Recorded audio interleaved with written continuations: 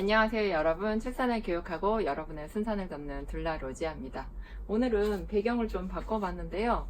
제가 늘 사선으로 된 책장을 배경으로 영상을 찍었더니 어떤 분이 좀 어지럽다, 이렇게 배경 좀 바꿔달라 라고 요청하셔서 앞으로는 이쪽에서 계속 찍어보도록 하겠습니다.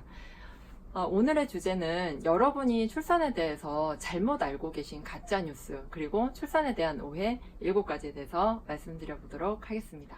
제가 출산 코칭을 할 때 가장 많이 상담을 드리는 부분이 부연 설명이에요. 무슨 얘기냐면, 여러분들이 이제 임신을 하고 나서 그 산부인과에 가시게 되면 계속 의사 선생님이나 간호사 선생님이나 이런 분들한테 여러 가지 얘기를 들으시잖아요. 애기 키우지 마라, 뭐 속골반이 작다, 뭐 애기가 2주 크다, 뭐 머리가 크다, 여러 가지 얘기를 듣는데, 자, 이럴 때 산모들이 어떻게 생각하냐면, 어떻게 해야 되죠? 라는 그런 불안감. 해서 제왕절개를 해야 되나 자연분만을 해야 되나 뭐 이런 갈등도 좀 일찌감치 이렇게 생각을 하시게 되는데, 제가 출산 코칭을 해드릴 때 산모분들한테 부연 설명을 해드려요. 아기가 머리가 2주 크다, 아니면 지금 뭐 아기가 주스보다 2주 크다라고 얘기를 만약에 들었다면, 지금 그분이 30주에서 35주 사이라면 충분히 그럴 수 있다. 아기가 커지는 그런 시기이기 때문에 그럴 수 있다. 이렇게 말씀을 드려요. 첫 번째 여러분들이 생각해야 될 거는, 의사 선생님 말을 100% 너무 귀담아 듣지 마라입니다. 물론 선생님은 초음파 검사나 여러 가지를 통해서 어떤 통계 수치에 근거해서 말씀해 주시기는 하지만, 거기에 대한 어떤 부연 설명이 또 없고, 이런 사실을 들었을 때 산모가 불안 심리나 두려움을 갖고 있다 보니 이게 굉장히 왜곡돼서 산모가 또 기억을 하거나 부풀려서 생각을 하시기도 해요. 단순히 의사 선생님 말이 이래서 내가 이래야겠구나 라기보다는 인터넷에서 찾으시잖아요. 그러면 인터넷에서 찾아보실 때 이게 정말 맞는 팩트면 상관이 없는데, 뭐 누가 이랬다더라 저랬다더라를 쫙 보시고 나서 두려워하시고 힘들어하고 겁나하시고 이러더라고요. 지금 가짜뉴스가 많이 떠돌잖아요. 그런 거랑 똑같아요. 모든 기억이 왜곡되기 때문에 이게 사실과 무관하게 자꾸 흘러갈 수가 있어요. 그 중에 하나가, 제가 일전에 그 산모분한테 들었는데, 이분이 가장 힘든 게 왼쪽으로 누워서 자서 너무 힘들다, 이렇게 말씀하시는 거예요. 임신 막달이 되면 보통 이제 왼쪽으로 눕든 오른쪽으로 눕든 간에 굉장히 배도 커지고 여러 가지 증상 때문에 몸이 많이 불편해져서 자다 깨다를 반복하고 막 화장실 가고 이러시잖아요. 그래서 잠을 푹 잘 수가 없어요, 사실은. 이분이 어쩌다가 그렇게 믿고 계시는데 왼쪽으로만 자야 된다, 이 얘기를 굳건하게 믿고 계셨던 거예요. 그러다 보니까 왼쪽 어깨가 너무 아프다 그러시는 거예요. 그래서 아니, 그러실 필요 없다고.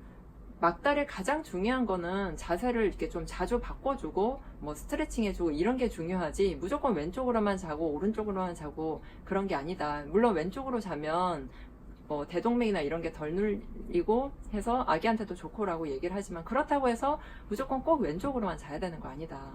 그러면 이런 걸 의사 선생님이 말씀해 주셨냐? 또 그것도 아니에요. 그러니까 이게 막 떠돌아다니는 얘기가 막연하게 이렇게 정설처럼 지금 돼 있는 것들이 굉장히 많아요. 아기가 막달이 커진다 이런 것도 보면, 정확하게 막달은 36주 정도부터 우리가 막달이라고 보는데, 사실 아기가 막달에 커진다라는 건 30주에서 35주가 가장 커요.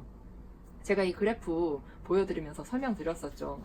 그러면 30에서 35주가 막달이냐면 그렇진 않아요. 그러니까 아기가 임신 중기, 그러니까 20주를 넘어서 뒤로 갈수록 좀 커진다가 어떻게 와전되다 보니 임신 막달이 됐는데, 막달에는 오히려 성장이 더디고요. 30주에서 35주가 커지는 거예요.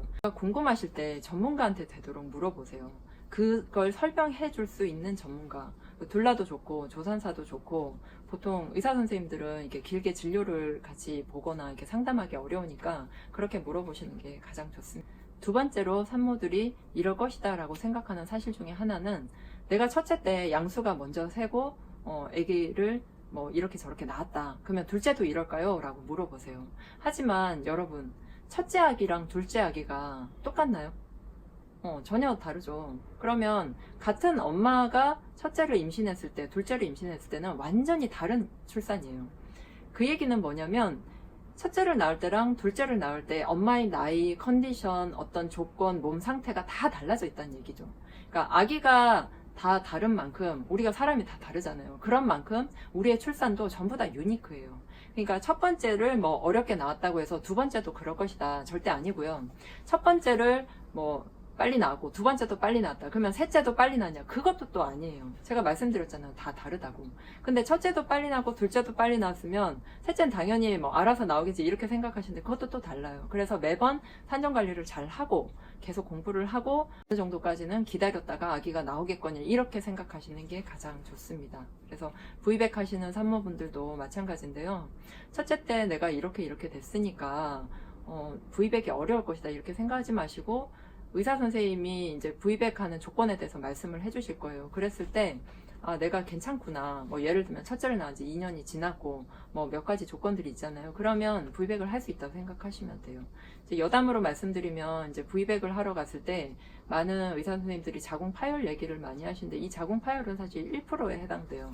이 1%라는 수치도 사실 정확하지 않은 게 촉진제나 이런 걸 썼을 때 자궁 파열이 일어났던 거다 해서 의료적인 개입이 있었을 때 일어난 퍼센트라서 V백 하시는 산모분들이 막연한 두려움이 많으신데 임신을 해서 임신 막달까지 잘 왔다면 자궁은 이제 이미 충분히 잘 회복돼 있고 튼튼한 상태라고 보시면 되고요. 그리고 자궁 파열은 어떤 푸시나 그리고 촉진제를 사용했을 때 일어날 확률이 크기 때문에 가급적 푸시를 안 하고 촉진제를 사용하지 않는 게 가장 안전한 방법이에요. 그래서 진짜 V백을 하시고 싶으면 자연분만 쪽보다 자연주의 출산하는 병원에 가시는 게 세 번째로 가장 많이 오해하시는 것 중에 하나가 특히 자연주의 출산하시는 분들이 근데 아기가 나올 때 뭐 이렇게 회원부 쪽을 남편이 보면 부부 사이가 멀어진다, 정 떨어진다, 뭐 부부 관계를 무한다 온갖 설이 이렇게 놔두는데요. 절대 그렇지 않고요. 전 절대 그렇지 않다고 생각을 해요, 진짜로. 왜냐면 편이 뭐 다른데 이렇게 쭉 있다가 아기 머리만 딱 나올 때 회원부를 딱 쳐다보는 게 아니고 남편이 옆에서 계속 이제 진통을 같이 하다시피 하잖아요. 자연주의 출산 같은 경우는 계속 손잡아주고 허리도 눌러주고 그리고 산모 물도 주고 이렇게 계속 옆에 있는데 나중에 아기가 나오는 순간에요. 대부분 보면 산모들이 울지 않고 남편들이 그렇게 울어요. 너무 감격하고 또 고맙고 막 온갖 감정이 섞이는 거죠. 그런데 그 회원부 사이로 아기 머리가 나오는 걸 보고 남편이 나중에 부부 생활을 하기 싫을 만큼 정이 떨어진다? 만약에 그렇다면 그건 그 전에 이미 문제가 있는 거예요, 부부 사이에. 그리고 그건 말도 안 되는 소리니까 그런 얘기 절대 믿지 마시고요. 평생에 본인 와이프 회원부 사이로 본인의 애기 나오는 거 한 번밖에 혹은 두 번? 뭐 이렇게밖에 볼 수 없잖아요. 물론 아내 입장에서 그런 거 저런 거 다 모르겠고 나는 남편이 아래쪽을 보는 게 싫다 그러면 당연히 안 보여주시는 게 좋고요. 일단 병원에서는 이제 간호사 선생님이나 조산사 선생님들이 막 어휴 아무리 그래도 그렇지 하고 막 가리시는데 저는 그런 게 오히려 더 부자연스럽더라고요. 그거는 어디까지나 부부 사이에서 의논을 해서 결정하시면 될 것 같고요. 산모가 막 이게 마지막에 힘줄 때 뭐 의료진들도 물론 있지만 남편이 애기 머리 많이 나왔어 자기 잘하고 있어 이렇게 얘기해 줄 때 굉장히 힘이 나고 그 한마디로 아 내가 이제 거의 다 끝났구나 이런 생각을 많이 하신대요. 그러니까 그런 부분에서 너무 걱정하지 않으셨으면 좋겠어요. 부부관계인데요.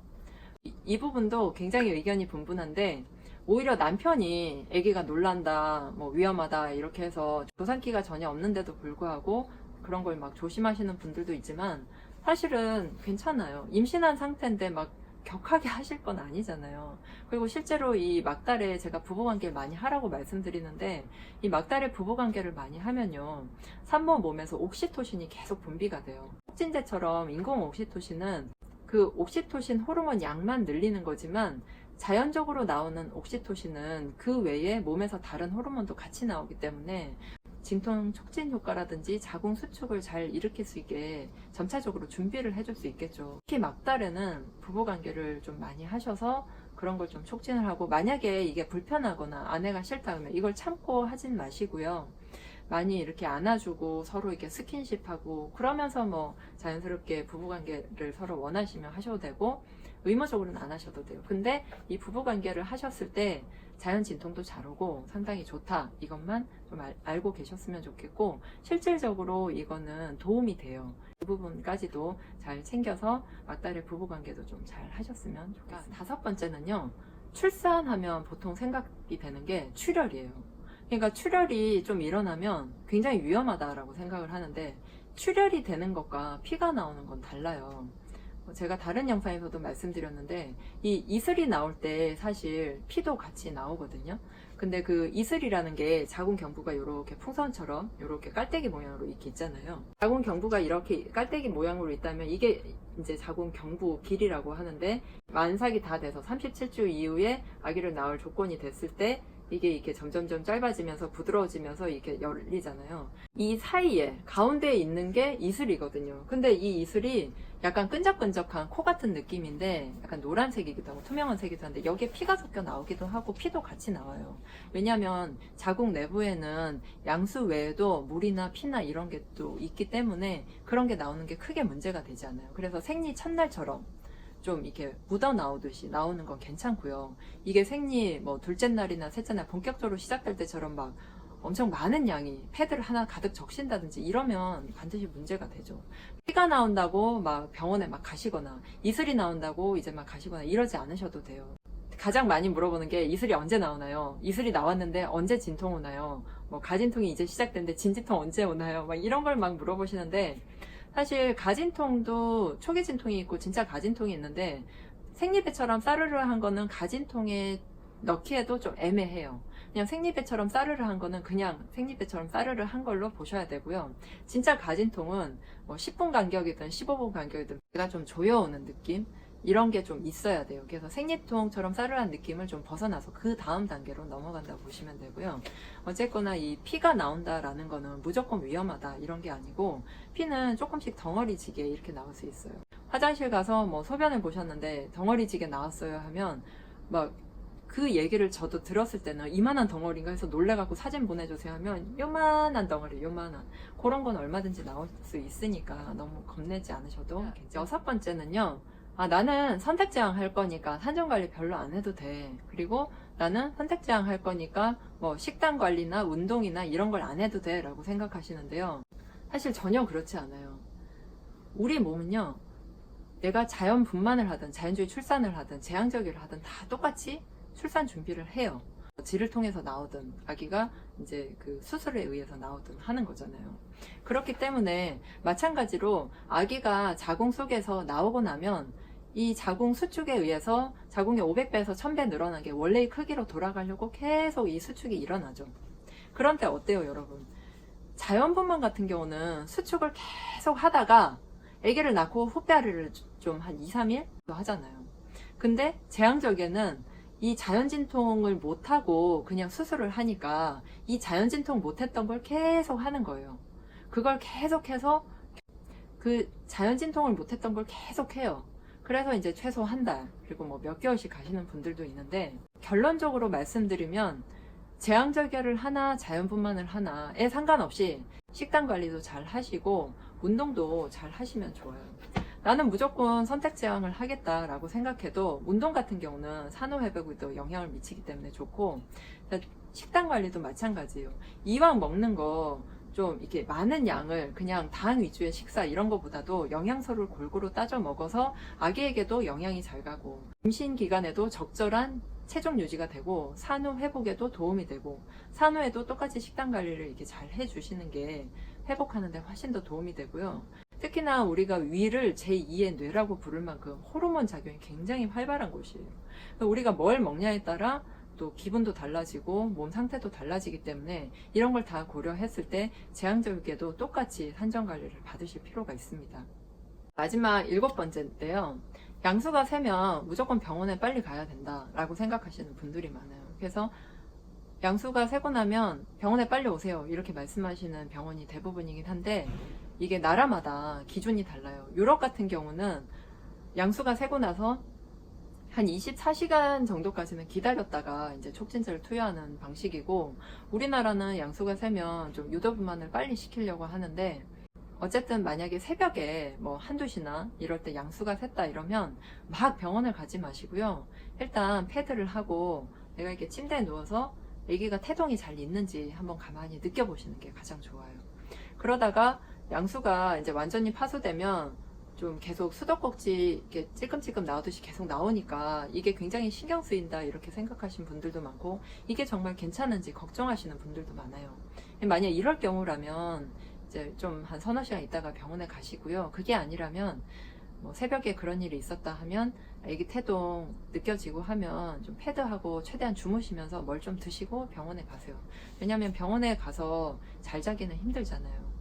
양수가 샜을 때도 자연진통으로 이어지는 게 가장 좋거든요. 근데 자연진통이 오다가 소강 상태가 될 때는 보통 산모가 몸이 너무 피곤하거나 이게 좀 컨디션이 안 좋을 때 소강 상태가 되는 것 같아요. 물론 여러 가지 이유가 있겠지만 제가 둘라를 하면서 볼 때는 몸이 자연적으로 쉬어야겠다 이런 타임도 있는 것 같은데, 산모 입장에서 할 수 있는 거는 최대한 집에서 주무시고 새벽 말고 아침에 병원 가시는 거 권장해 드립니다.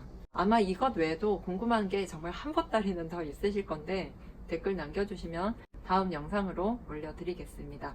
여러분, 저는 오늘 여기까지 하고요. 좋아요, 구독, 알림 설정 잊지 마시고요.